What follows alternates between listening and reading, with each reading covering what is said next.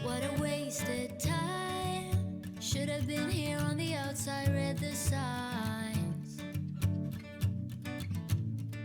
Used to call you mine. Gave it my best, but I don't need one more try.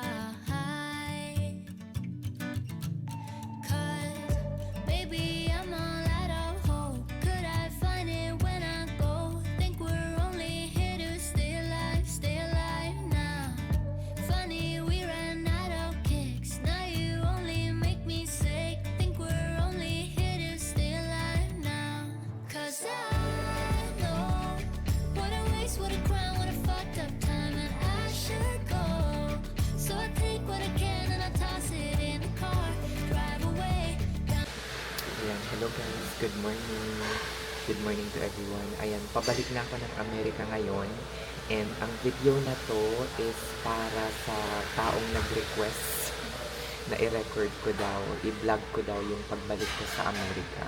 Kung mahigpit ba daw, ano yung nararanasan ko sa immigration, mga ganon. O sige, ikukwento ko sa inyo guys kung ano ba talaga yung experience right now, pagbalik ng Amerika. Kung mahigpit ba. Kasi kakalabas ko lang noong October and then after 2 weeks, lumabas ulit ako. Tingnan natin kung mahigpit or makuhold ba ako sa immigration. Shala! Nandito ako ngayon sa Alforsan Lounge. Ayan. Relaxing before my flight. Actually, kakaligo ko lang dito mismo sa lounge. Shala. Kasi galing pa akong Manila. Wala namang tanong-tanong nung sinyo ko yung green card ko nung flight ko from Manila papuntang Jeddah. So, nandito ako ngayon sa Jeddah. Jeddah to Washington yung flight ko. Tapos, Washington, D.C. papuntang Houston. See you there.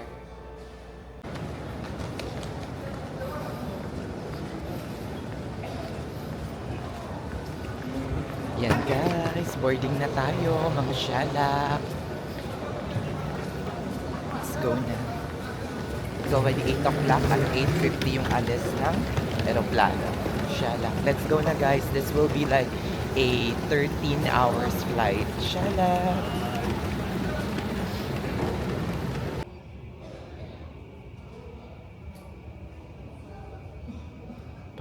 Shala. Akala ko guys boarding na pero hindi pa pala. Nakakaloka. Shalak. Madaling-madali na ako pero hindi pa pala boarding.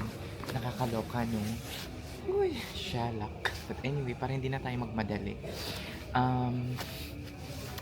Alam nyo, nung papasok ako dito guys, usually meron silang final security check or parang x-ray before ka pumasok. Meron sa Riyadh, meron din dito sa Jeddah. For all like US bound flight, napaka-strict nila. Pero ngayon, meron namang x-ray doon, pero hindi na nila in-scan or in-x-ray man lang tong mga gamit ko. Dire-diretso lang ako dito sa loob. Eh, hindi pa naman boarding. To sabi niya, alatol. Okay, bala ka sa buhay mo. Kung ayaw mong i-check yung mga gamit ko, siya lang. Siya, sige na. Baka final boarding call na yan. Amsterdam pala yan. Pero usually 1 hour before departure, parang automated na nag-a-announce na sila na boarding na daw. Pero pag dumiretso ka sa gate, hindi pa pala boarding. Mga 8:10 or 8:20 pa yan sila magpapaboard. Shhh! Shalak. O siya, sige na guys, antay-antay muna ako dito. Wala masyadong tao. Sana hindi masyadong puno yung flight mamaya.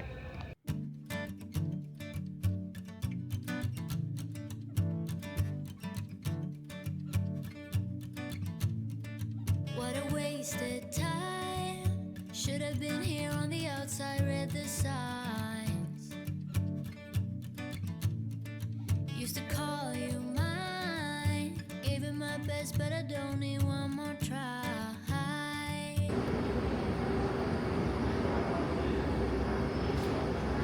Ayan guys. Ayan, medyo haggard pa. Kakalabas ko lang ngayon. And hindi man lang umabot ng ng 1 minute yung immigration process ko guys. Kasi hindi ko naman maano siguro yung immigration talaga kasi naka-global entry ako. So, pagpasok ko, chaos lang, tapos wala man lang immigration contact, no need to verify my documents, dire-diretso as in, hindi ko man lang nakausap ang immigration officer or pinakita yung passport ko or yung green card ko, wala, as in dire-diretso. So, hindi ko yung mabigyan ng accurate or current information talaga kung anong nangyayari sa passport control right now. Kasi wala namang walang tinanong sa akin. As in, nakakaloka. Ewan ko sa mga hindi naka-global entry, yung parang yung dating ako nung first year pa lang dito na pabalik ng Amerika na nagbe-face ng immigration officer. So, wala talaga. Wala akong maibigay na sa inyo guys kung ano yung mga tinanong kasi wala namang tinanong sa akin. Wala namang magtatanong kasi dire-diretso lang ako palabas eh.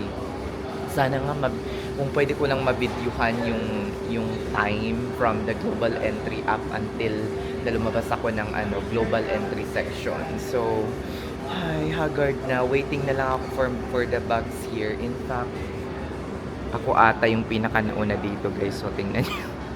Wala pa, nasa loob pa yung mga kasama ko. Mga mangilan-ngilan lang kami. Siguro mga 2 or 3 lang yung nandito na sa baggage carousel ng Saudiya. 19 pala kami guys. Shelak. O diba, wala pa. Naunahan lahat. Ayan, finally guys, nakuha ko na yung bag ko and we are going to the departure hall na for the check-in of our bags para sa ating next flight which is our Delta flight. Shalak! Nagantay kami sa 19 pero hindi pala doon sa 21. Shalak! Change without any prior announcement. Sige, nalabas na tayo. Shalak! Bilis lang no, dumating tayo ng 3 o'clock and wala pang 3:30, 3:20 pa lang ata ngayon. And palabas na tayo. Shalak! Mamayang 7 or 6:30 pa yung ating flight patungong Atlanta. And then mag-Atlanta to Houston tayo. Alam ko marami sa inyo, bakit ang haba ng flight mo, Nurse Can? Kasi nga, wala. Ginamit ko lahat ng points ko. Kasi wala na tayong pera. Charis, hindi naman. Ginamit ko lang lahat ng points ko sa SkyTeam. Kasi nga, next year, baka maglipat na ako ng SkyTeam. Kasi puro ng Star Alliance pala. I will be leaving SkyTeam. Kasi nga, puro Star Alliance yung mga flights sa Houston. O diba? Para ma-maximize natin lahat ng mga lahat ng mga points natin sa SkyTeam, Delta, at saka Saudiya.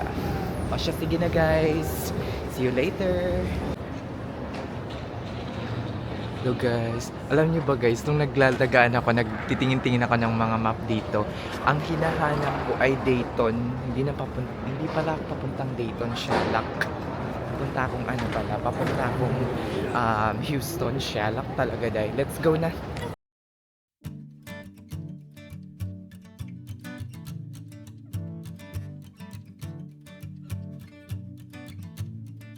What a wasted time. Should have been here on the outside, read the signs. Used to call you mine. Gave it my best, but I don't need one more try. 'Cause, baby, I'm all out of hope. Could I find it when I go? Think we're only here to stay alive now. Funny, we ran out of kicks. Now you only make me sick. Think we're only here to stay alive now. 'Cause I know what a waste, what a crime, what a fucked up time, and I should go. So I take what I can and I toss it in the car. Drive away down the highway, I can't stay. 'Cause I know that all I know, it's time to go. It's time to go. You can pass the blame. Say what you want, you got nothing on me. We won't be the same. Don't you call me up, 'cause we badly need this change. Yan guys, kakalapag lang namin. 2:30 na nakalapag kami at malapit na mag-3 ngayon. Nabook lang ako ng Uber kasi walang susundo sa akin. Share lang. Tayo naman tayo ng Uber for live. Wala ko magkaan.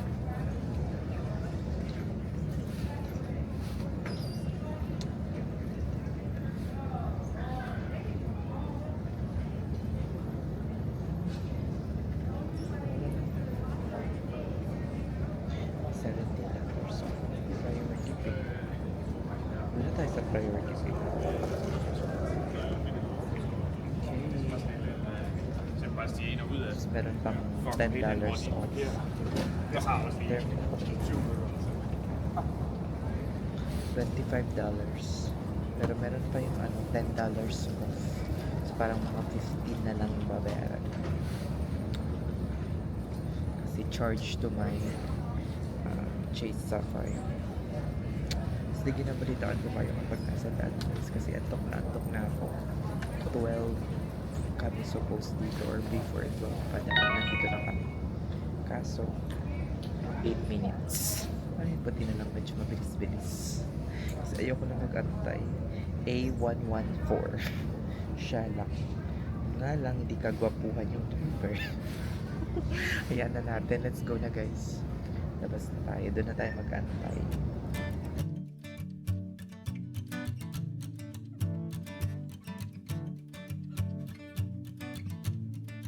What a wasted time. Should have been here on the outside, read the signs. Used to call you mine. Gave it my best, but I don't. Yan guys, in fairness, iniwan ko yung bahay na medyo maayos at hindi siya masyadong marumi. So, basta natin yung ilaw. Hindi siya masyadong marumi, so medyo maaliwalas nung dumating ako, in fairness. Meron lang mga konting alikabok siguro, but at least hindi masyadong arrange siya, kumbaga. O siya, sige na guys, hanggang dito na lang. Kakauwi ko lang ng bahay. It's already 3:30. Matutulog muna ako para makapagpahinga. See you later. Medyo malamig na ngayon dito sa Houston, guys. As in, kailangan na mag-jacket. Kailangan na ng medyo makapal-kapal na damit at layering. Kasi medyo lumalamig na. Though walang snow, pero malamig. O siya, sige na guys. See you tomorrow. Bye-bye.